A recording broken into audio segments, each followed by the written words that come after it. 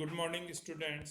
आज अपन स्टडी करेंगे PCR based technique एएफएलपी और एम्प्लीफाइड फ्रेगमेंट लेंथ पॉलीमॉर्फिज्म। इसको अपन एएफएलपी पीसीआर के नाम से भी जाना जाता है क्योंकि यह एक पीसीआर बेस्ड टेक्निक है जो कि की जीन नाम के साइंटिस्ट द्वारा 1990 में डिस्कवर की गई थी। एएफएलपी हैं उसमें अपन जीनोमिक डीएनए को डाइजेस्ट करने के लिए रेस्ट्रिक्शन एंजाइम यूज करते हैं। रेस्ट्रिक्शन एंजाइम से डाइजेस्ट करने के बाद में जो अपने को रेस्ट्रिक्शन फ्रेगमेंट्स मिलते हैं उनके अपन अडेप्टर लाइगेट कर देते हैं जिनमें कि कॉम्प्लीमेंट्री सीक्वेंसेज प्रेजेंट होती है जो अपन प्राइमर काम में लेते हैं उनके, जिससे प्राइमर इन अडेप्टर्स के साथ में आकर के बाइंड हो जाता है और फिर उसका एम्प्लीफिकेशन कर देता है। Third, amplification of selected subset of the restriction fragments and it has high repeatability compared to the RAPD and ISSR। जो AFLP हैं उसकी रिपीटेबिलिटी है वो RAPD random amplified polymorphic DNA technique and जो ISSR inter simple sequence repeats technique, उन दोनों से क्या होती है, ज़्यादा होती है।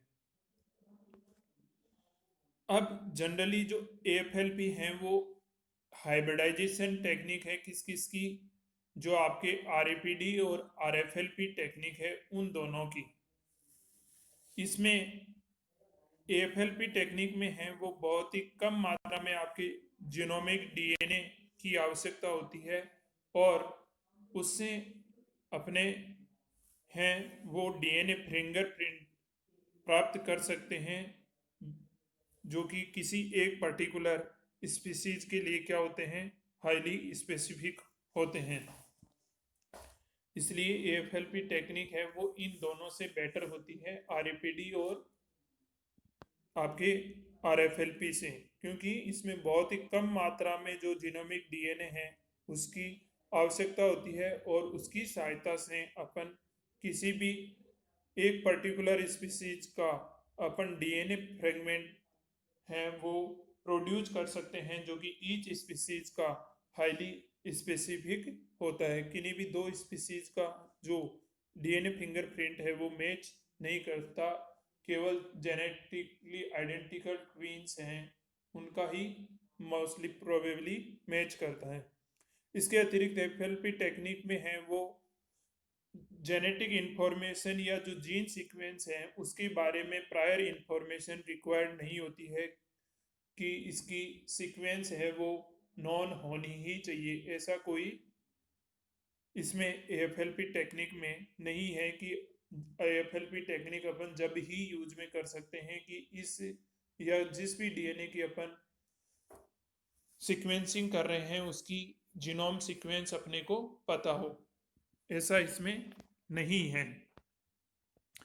अब एएफएलपी टेक्निक की जो स्टेप्स हैं वो कौन कौन से हैं, तो जो एएफएलपी टेक्निक है वो मेनली 4 स्टेप्स में कंप्लीट होती है। फर्स्ट है डाइजेशन, सेकंड है अडेप्टर लाइगेशन, थर्ड है एम्प्लीफिकेशन और फोर्थ स्टेप है इलेक्ट्रोफोरेसिस। तो अपन देखते हैं पहले डाइजेशन। डाइजेशन देखने से पहले जो इसमें एएफएलपी टेक्निक की कुछ प्रॉपर्टीज हैं उसमें अपन देखते हैं। तो इसमें जैसे कि आपने पहले पढ़ा आरएफएलपी, एसएसआर, आरएपीडी, इनके जैसे ही एएफएलपी भी हैं वो सेम मार्कर्स होते हैं, लेकिन इसकी जो प्रॉपर्टी और जो इसकी रिप्रोड्यूसिबिलिटी है वो आरएपीडी और आरएफएलपी दोनों से क्या होती है, बेटर होती है। इसमें एक जो अडेप्टर लाइगेशन वाली टेक्निक स्टेप हैं वो एक ज़्यादा है, जिसकी वजह से जो आपके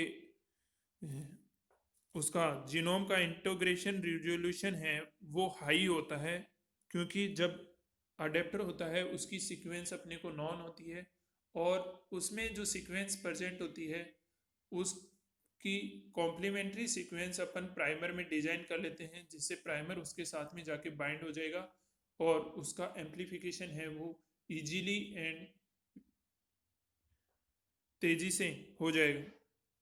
थर्ड, इसकी जो प्रॉपर्टी है, yield highly specific reproducible जेनोटाइपिक data. जो इसकी रिप्रोड्यूसिबिलिटी है वो भी ज़्यादा होती है, और इसकी जो सीक्वेंसिंग करेक्टरिस्टिक्स हैं वो भी हाई होती है, स्पेसिफिक। अब देखते हैं अपन इसके स्टेप्स। तो फर्स्ट है डाइजेशन। एएफएलपी टेक्निक में सबसे पहले जो अपन जीनोमिक डीएनए होता है उसको रेस्ट्रिक्शन एंजाइम की सहायता से डाइजेस्ट करेंगे।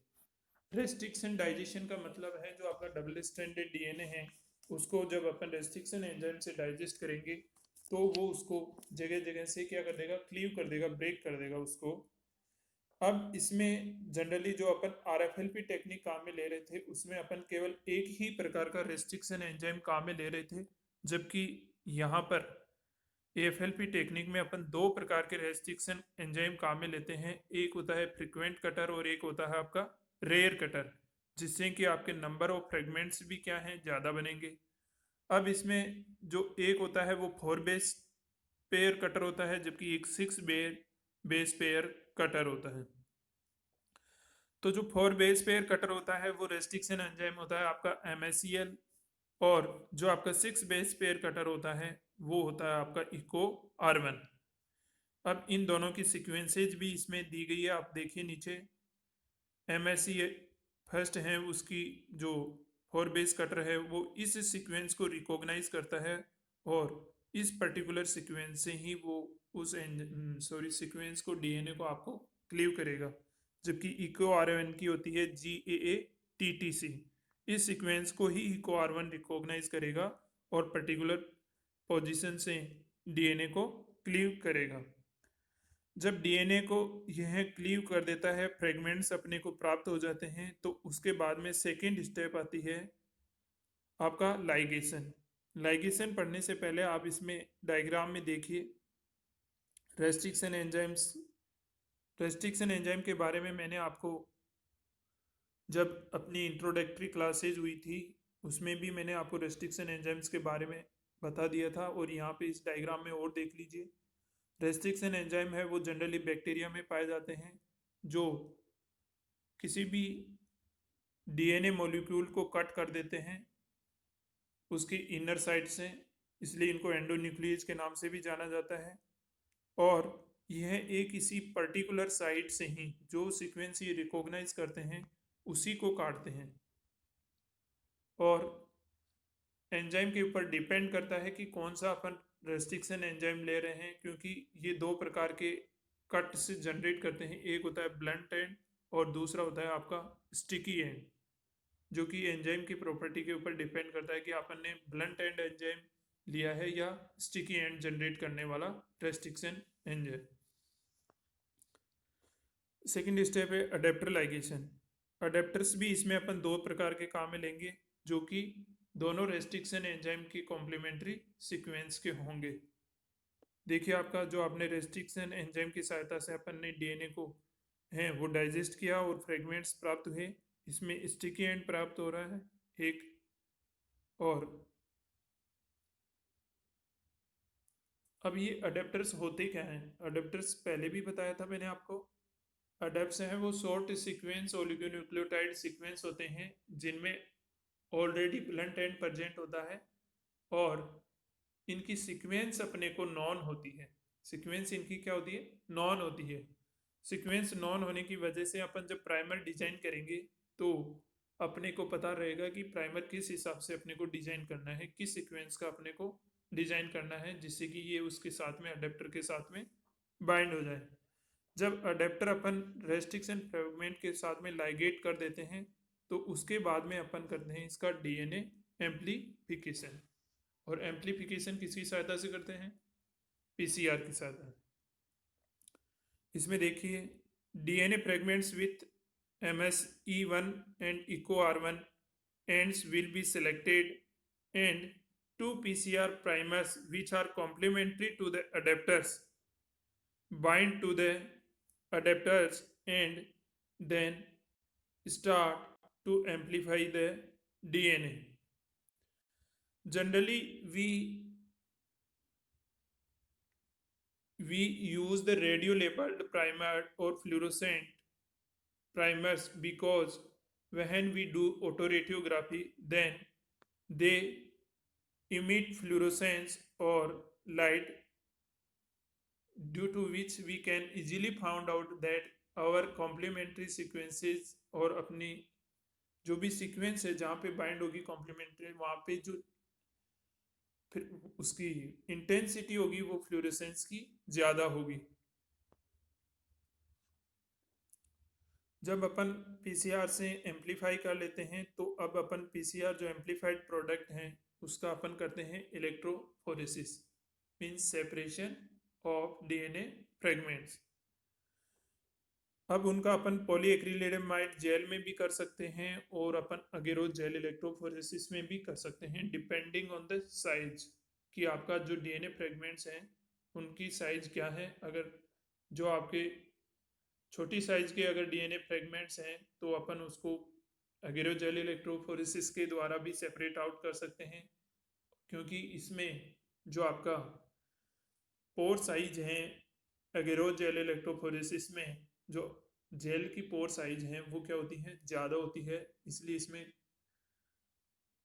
जो आपके डीएनए फ्रेगमेंट्स हैं वो जैसे कि 100 KB से अगर स्मॉलर हैं तो उनको अपन सेपरेट आउट नहीं कर सकते। इसलिए पॉलीएक्रिलेमाइड जेल में अपन लार्ज साइज के as well as small size के दोनों प्रकार के डीएनए फ्रेगमेंट्स को हैं वो सेपरेट आउट कर सकते हैं। देखिए इसमें अपन ने जो इलेक्ट्रोफोरेसिस कर रहे हैं उसमें अपन जेल है वो पॉलीएक्रिलेमाइड यूज कर रहे हैं और इसमें जो डीएनए फ्रेगमेंट्स प्राप्त हो रहे हैं उनकी साइज हैं आपके बैंड्स हैं वो अराउंड 30 to 100 डीएनए बैंड्स हैं वो ऑब्जर्व हो रहे हैं। ये आप इसका डायग्राम देखिए। सबसे पहले अपन ने जो रेस्ट्रिक्शन फ्रेगमेंट था उसको को डीएनए की वो सॉरी रेस्ट्रिक्शन एंजाइम की सहायता से डाइजेस्ट किया, जिससे दोनों साइड्स में अपन ने दोनों अलग अलग रेस्ट्रिक्शन एंजाइम से डाइजेस्ट करने की वजह से अलग अलग प्रकार के आपकी सीक्वेंस रिकॉग्नाइज हुई और अलग अलग प्रकार के फ्रेगमेंट्स प्राप्त होंगे। फिर उसके बाद में अपन ने नॉन सीक्वेंस के अडेप्टर से लाइगेट कर दिए। अडेप्टर के लाइगेट करने के बाद में अपन उसको पीसीआर करेंगे। पीसीआर में आपका सबसे पहले है जो प्राइमर एनिलिंग होगा वो कहाँ पे जाके बाइंड होगा, प्राइमर जाके बाइंड होगा अडेप्टर्स पे। देखिए आप थर्ड स्टेज में जो आपका ग्रीन कलर वाला है उसमें अडेप्टर के साथ में आपका प्राइमर अनील हो गया और प्राइमर अनील होने के बाद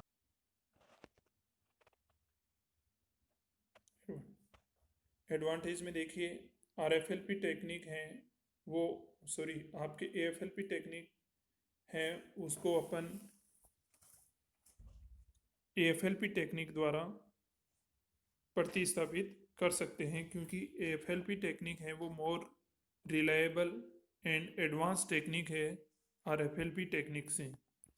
इसमें जो पॉलीमॉर्फिज्म है वो भी हाई होती है, क्योंकि जो क्लोजली रिलेटिव डीएनए सीक्वेंसेज हैं उनमें भी ये हाईली है वो पॉलीमॉर्फिज्म को डिटेक्ट कर सकती है। थर्ड इसकी जो रिप्रोड्यूसिबिलिटी रेट है, मतलब जो रिजल्ट्स की रिप्रोड्यूसिबिलिटी है वो भी क्या होती है आरएफएलपी टेक्निक और आरएपीडी टेक्निक से ज़्यादा। आइडेंटिफाई थ्रू एब्सेंस और प्रेजेंस ऑफ फ्रेगमेंट, जो इसमें बैंड्स हैं अपन इलेक्ट्रोफोरेसिस करेंगे तो जो बैंड प्राप्त होंगे उनकी एब्सेंस और प्रेजेंस पर अपन उसकी जो सीक्वेंसिंग है उसको रिकॉग्नाइज करेंगे, या उनमें सिमिलरिटी कितनी है वो उन्हीं के बेसिस पे अपन रिकॉग्नाइज करते हैं। Characters can be increase by changing the restriction enzyme and nucleotide at selective.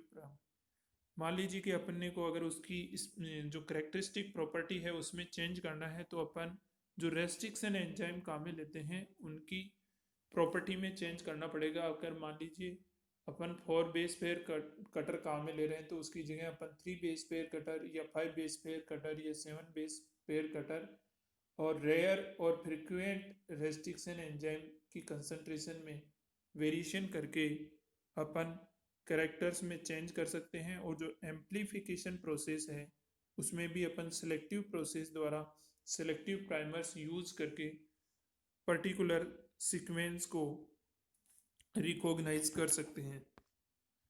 लेकिन इसके डिसएडवांटेज क्या क्या हैं एएफएलपी टेक्निक के?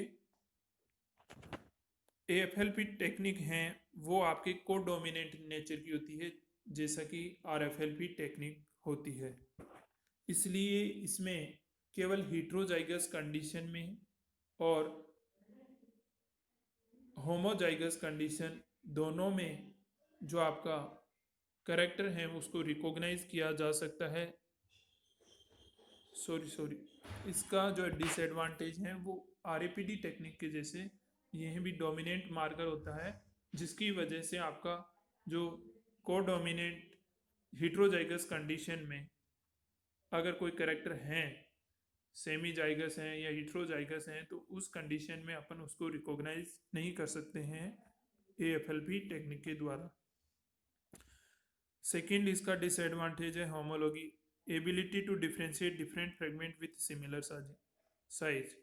सेकेंड इसका ड्रॉबैक या डिसएडवांटेज वो ये है कि अगर कोई दो डिफरेंट फ्रेगमेंट हैं लेकिन उनकी साइज सेम है उनमें ये डिफ्रेंशिएट नहीं कर सकती। थर्ड इसमें जो म्यूटेशन रेट है वो भी ज़्यादा होती है जिसकी वजह से जो लेवल ऑफ वेरिएशन है वो ज़्यादा होती है और जो स्कोरिंग होती है उसमें भी ये बाइस्ड होती है, किसी का सही स्कोरिंग कर दिया और किसी की सही नहीं करती है। तो ये थे आपके एएफएलपी टेक्निक, इसके एडवांटेज और डिसएडवांटेज।